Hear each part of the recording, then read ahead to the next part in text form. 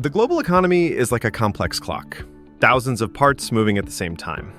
To understand how this entire system works, let's start with the most important thing: macroeconomics. Welcome to the Self and Biz Hub, a space where knowledge of economics and business becomes your key to opportunities. Today, we're launching a large-scale course in macroeconomics built on the most up-to-date knowledge so you can gain a deep understanding of processes and find new practical solutions. Our goal is to provide you with high-quality, clear, and up-to-date information freely accessible, which truly helps you grow and act effectively in life and business. Support us. Subscribe, like, and comment so we can create even more content for your personal and professional growth. For better learning, take notes and watch each lesson in sequence.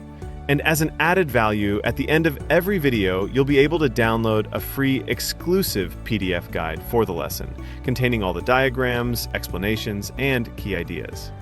By collecting all the notes, you'll have a complete, structured macroeconomics guide that doesn't exist in open access. So get comfortable, and let's begin. Let us begin with a fundamental question. What is macroeconomics? Macroeconomics is the science of large-scale economic systems and processes that encompass countries, regions, or even the entire world. It analyzes the economy as a single system, from the national level to the global one. Especially in the 21st century, when capital, goods, crises, and political decisions of major countries affect the whole world, understanding macroeconomics becomes a vital tool for everyone. The object of macroeconomics is the economy as a whole, countries, regions, and global systems. The subject is the patterns, processes, and mechanisms that shape the development and interaction of these systems. There are two main levels of analysis: national, the economy of a single country; global, the interaction between countries, including international flows of goods, capital, resources, and information. And we will begin with what happens at the national level, how a country's economy is analyzed, and why this analysis matters. Macroeconomics focuses on the key spheres of a country's life: the volume and structure of goods and services produced, employment and the state of the labor market, prices and inflation, economic policy, both fiscal and monetary, the pace of economic growth, the phases of the business cycle, expansions and recessions, foreign economic relations, and the main macroeconomic indicators such as GDP, unemployment, and inflation. Why is this important? Because such analysis makes it possible to understand which phase of the economic cycle a country is in, to assess its stability, and to evaluate its degree of integration into the global economy. But what exactly is used for this analysis? The tools can be divided into four major groups. Macroeconomic indicators: they measure the state of the economy. Macroeconomic processes: they show the dynamics of change over time. Macroeconomic regularities: they reveal relationships between economic variables. Macroeconomic models: they help describe, forecast, and shape economic policy. In the following lessons, we will explore all these tools in detail and learn how to understand and apply them. For now, let's do a brief overview of each group to get a general understanding. Macroeconomic indicators are divided into production and growth indicators, employment, prices and inflation, external economic activity, fiscal and monetary indicators. Macroeconomic processes explain how these indicators change over time. They are not just numbers, but trends: whether GDP is rising or falling, whether prices are increasing or decreasing, whether employment is expanding or contracting, whether the budget is in deficit or surplus, whether foreign trade is becoming more open or more closed. Macroeconomic regularities are essentially economic laws that reveal the relationships between variables. For example, Oken's law, the Phillips curve, the quantity theory of money, the Keynesian multiplier, economic cyclicality, the Pareto principle, 80-20, and the concept of rational expectations. Macroeconomic models help describe and forecast the economy. The most well-known include the ADAS model, the ISLM model, the SOLO model. Now comes the logical question: who actually carries out all this analysis within a country? National economic analysis is a team effort carried out by many institutions. The central bank, ministries of economy and finance, the National Statistical Service, parliamentary committees, research institutes and think tanks, commercial banks and business associations. Each of these structures plays its role. Some collect data, others analyze and forecast, while others make decisions. And this is where the national level begins to flow into the global one. Almost all countries are integrated into the world economy. They trade, invest, and react to global events. This means it's time to move on to the next level, the global level. If at the national level we look at the economy of a single country, the global level reveals a vast network of interconnections. While some countries attempt to build closed economies, most are still integrated into the global system. Here we are dealing with trade, capital flows, international migration, financial crises, and common challenges that affect dozens of countries at the same time. What does global macroeconomics study?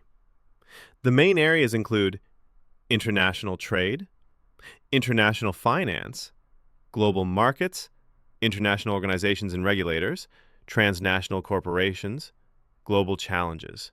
Just like at the national level, the same tools are used here: indicators, processes, regularities, and models. The difference lies in scale. Here, everything operates on a global level. Global indicators are aggregated data from most countries that show the state of the world economy. Global GDP, global inflation, unemployment rates in regions, external debt, exchange rates, indices of global trade conditions. This is not just a sum of data. It is a structured analysis that allows us to see which countries drive global growth, where stagnation occurs, which regions are risky. Global processes are long-term phenomena that cover multiple regions. They include economic cycles. The world economy moves in waves: periods of boom, growth, followed by slowdown, crisis, recession, and then recovery. Global supply chains, a system of production and delivery of goods and services spanning multiple countries and continents. For example, the production of a single product is often split worldwide: raw materials from one country, assembly in another, delivery to a third. Energy prices, the cost of energy, including oil, gas, coal, and electricity on the global market. For example, rising oil prices increase transportation and production costs. Food crises, situations when there is insufficient food or it becomes too expensive for most people due to wars, droughts, or pandemics. Capital flows, the movement of money and financial resources between countries for investments, loans, or speculation. Money flows where it can earn higher returns. Global inflation, the average rise in prices for goods and services worldwide. In short, when prices rise simultaneously in many countries, it is called global inflation. International scale patterns help explain why countries make certain economic decisions. For example, impossible Trinity trilemma. It is impossible to have a stable exchange rate, free capital movement, and independent monetary policy simultaneously. Only two of the three can be achieved. Purchasing power parity, PPP, shows how much can actually be bought with the same amount of money in different countries. Example, Big Mac Index. Carry trade effect occurs when investors borrow in one currency and invest in another where interest rates are higher, earning profit on the rate difference. Dependence on global demand. Export-oriented economies depend on global demand. When the global market is active, they grow. During crises, they slow down. Spillover effect, how events in one country can affect others. Example, the 2008 U.S. financial crisis, recession in Europe and Asia. Global models are divided into three groups. World economic forecasting models assess future trends and risks. For example, Global Projection Model and National Institute Global Model. Open economy models show the interaction of countries through trade, capital, and currency. For example, DSGE models in open economy format, and Global Trade Analysis Project. Models of the economy-planet relationship. analyze the impact of economic activity on the environment and climate. For example, integrated assessment models. Who conducts global analysis? International organizations, International Monetary Fund, (IMF), World Bank, Organization for Economic Cooperation and Development, (OECD), Bank for International Settlements, (BIS), World Trade Organization, (WTO), United Nations Conference on Trade and Development, UNCTAD, Central Banks of leading countries, Federal Reserve, USA, European Central Bank, Eurozone Bank of Japan, BOJ, People's Bank of China, PBOC.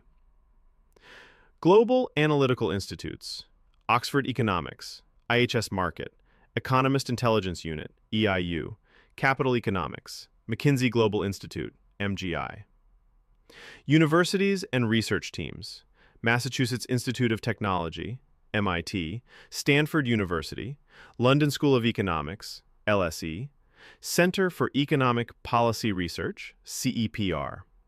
Private financial companies, Goldman Sachs, McKinsey Global Institute. The process works like this.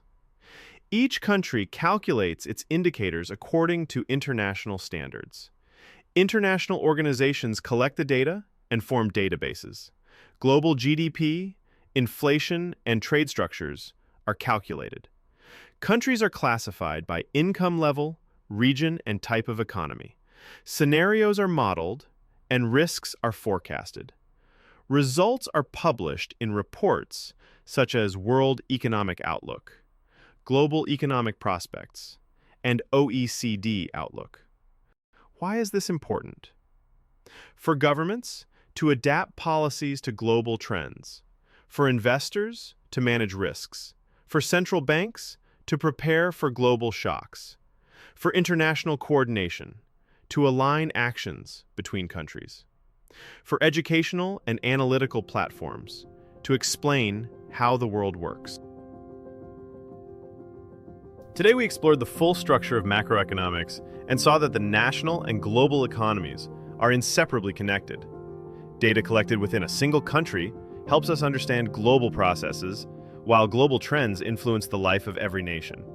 Most importantly, macroeconomics provides us with the tools to not only see today's picture, but also to forecast the future. As promised, you will find a link to a free PDF lesson summary below this video, complete with diagrams, explanations, and key ideas. When downloading the summary, please support the channel with a like, a donation for a coffee via the link in the description, a comment, or a subscription. We invest time, experience, and passion into creating these materials so that they are useful and open new opportunities for you. In the next lesson, we will dive into the topic of economic systems and institutions, exploring how they form the foundation of national economies and influence macroeconomic processes. See you in the next videos, and let's support the channel's growth together.